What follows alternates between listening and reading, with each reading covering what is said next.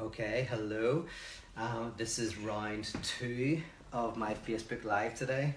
The first one I had to stop because my housemate was leaving the house and was doing lots of things around me, and so I completely lost my place. So I know some of you think that this is a multi-million-dollar studio that I'm in at the moment, but no, it is the living room of my house. So I thought I'd scrap the last video, come back and try again.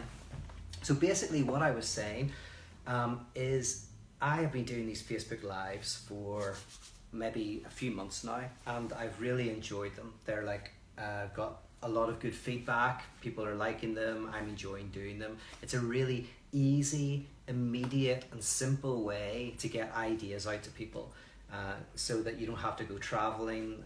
You can just literally turn on your computer. I can turn on my phone and we can connect. So I've been doing that, but these Facebook Lives are informal, they're short, and they're scattered in the sense that they take various themes, whatever I'm interested in. Now, if you put them all together, there must be like 20 or 30 of them now. So there's enough there to get a real sense of kind of the theological approach that I take. But I still think the nature of them is informal and short, and I've been really keen to develop a way of doing more in-depth talks with people. So last week I figured out a way of doing it. The idea is to do pop-up lectures, maybe once a month, maybe every couple of months. And these would be 2 hours long. There would be a presentation, I would talk for an hour, and then there would be Q&A. And the desire is to make sure these are also freely available to anybody, regardless, so you don't have to have resources to make them free. So the first one is this Sunday, and it's called When Atheism Isn't Atheistic Enough. And the subtitle is Theology and the Death of God. Now, you can register for free. There's also a place where you can donate. So if you enjoy these and you would like to support them, then please consider donating. What I've already been able to do since yesterday when I put this first lecture online, from the donations I've been able to buy a much better camera so that I can put it on my computer to have a much better quality of image.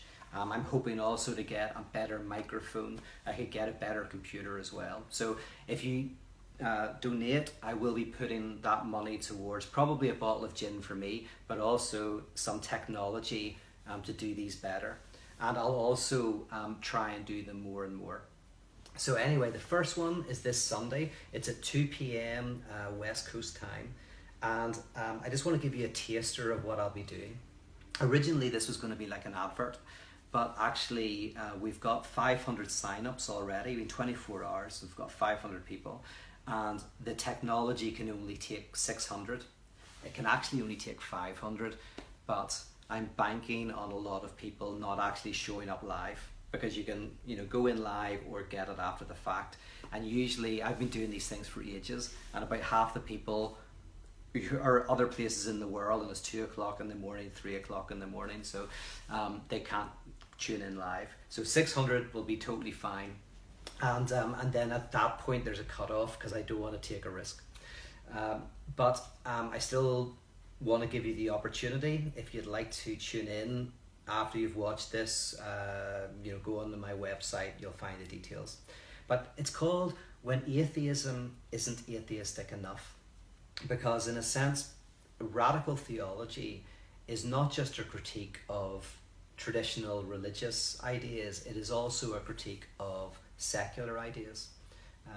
Atheism in its contemporary form has a brilliant critique of the religious notion of God. The great atheists in the 20th century and 21st century have been critiquing the idea of God as a guarantor of meaning. This is Descartes' God. God is that which makes sure you have a good night's sleep. God makes sure that your view of the world is correct, your tribe is right, your sports team is good, your soldiers are on the right side of history. Right? So God, in a sense, is the kind of big other that legitimates our worldview and our position, whatever that happens to be. And atheism and a lot of the great atheists have pulled that apart, and so have lots of great theologians. Theologians like Dietrich Bonhoeffer, Karl Barth, and Paul Tillich are all theologians who have also critiqued this notion of God. But once you get rid of that sacred notion of God as the guarantor of meaning, to make sure that you don't have doubts, you don't have unknowing, that you can be whole and complete, that you're right, that your place in the universe makes sense. Once that God is gone, the space is vacated, and then other things come into it. So what happens is other ideologies, other political positions, other things take the place of that God. Now we try to get rid of our anxiety and our unknowing and our fears through drugs or fame or money or political ideology. And it basically functions in the same way. It's our denial of death, our denial of finitude, our denial of our unknowing and of our limits. So in this seminar, what I'm going to do is try to very clearly explore how human beings are structured in such a way that doubt, unknowing, complexity, ambiguity, anxiety is part of the human condition. And it's part of the human condition that we often try to flee from in sacred and secular ways. But the challenge is to actually embrace those things and to turn them around so that they become productive powers in our lives, so that we can become satisfied in our dissatisfactions, so that we can have a form of weird confidence in our doubts, so that we can feel at peace with our strife, right? That we can turn our sufferings and our pains into fuel that helps us lead healthier, deeper, more substantive lives. And I want to argue that there is a form of theology that then critiques not simply God as guarantor of meaning, that guarantees you can escape your suffering and brokenness, but a theology that attacks all gods, all systems that would promise that, all systems from the American dream to political ideology to whatever it is, that kind of promises that you are certain and secure and right, smashes those apart and helps us dwell in the space, the nothingness, the angst of our lives, and actually more than that, to affirm it, to enjoy it, to say amen to it. So God is no longer this strong force that solidifies everything.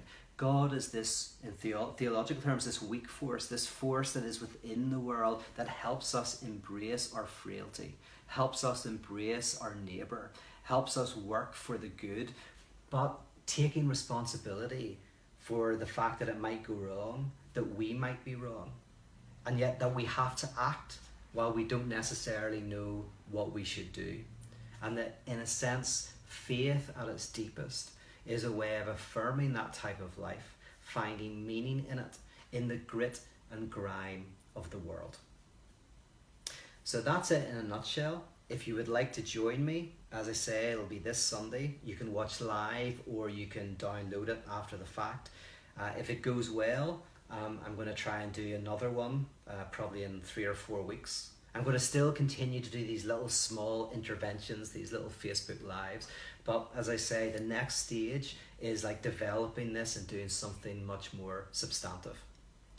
Okay, so I'm going to check out and I will talk to you again soon. Thank you and goodbye.